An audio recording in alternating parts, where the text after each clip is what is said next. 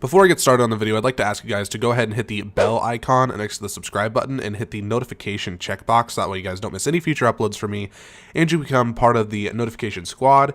With that being said, I hope you guys enjoy the video. What's up, people? YouTube, this really here bringing you guys another video to my channel, and today we are doing another weapons in history over a Call of Duty World War II weapon, that being the Type 100 SMG. Now, this weapon is primarily a Japanese-based weapon. You guys know that, I am sure. It's pretty much the only Japanese-based weapon within Call of Duty World War II at the time. That makes it kind of unique in a way, and kind of surprising it's even in the game for the most part. I'll get into more of the facts here in a second. This gun is one of my very few gold SMGs currently. That I have one other one, and by the time I get around to making videos on that one, I might have more on top of that.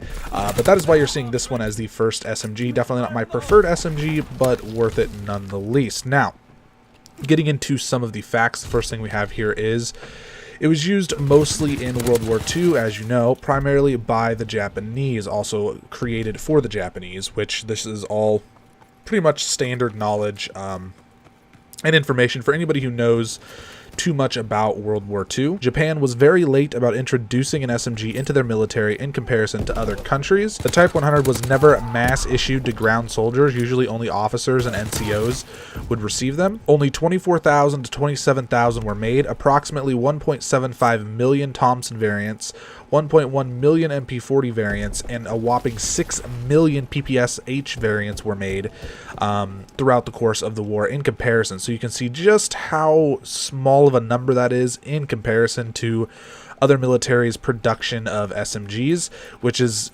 pretty surprising. While the Type 100 had low recoil and was very reliable, Japan lacked the industrial infrastructure to produce them in a mass supply. So even though the weapon was incredibly effective, they just couldn't seem to have the, I would assume, the factories and the people and the supplies to make them at such a large demand to get it to all ground troops and soldiers. The Type 100 was not made in any type of large quantity until 1943. So if you think about the MP40 and the Thompson, the PPSH, there's probably a couple in there that I'm not thinking about, the Sten.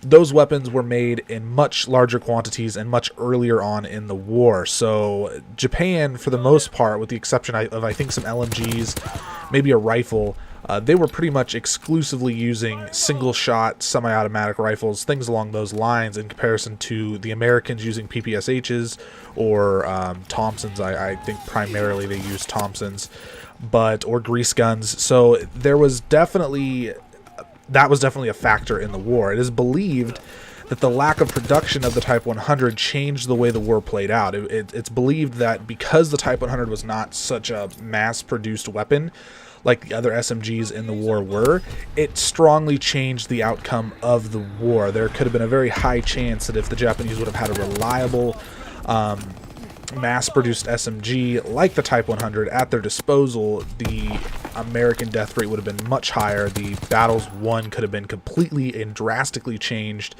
for the worse, obviously, in opinions of the war.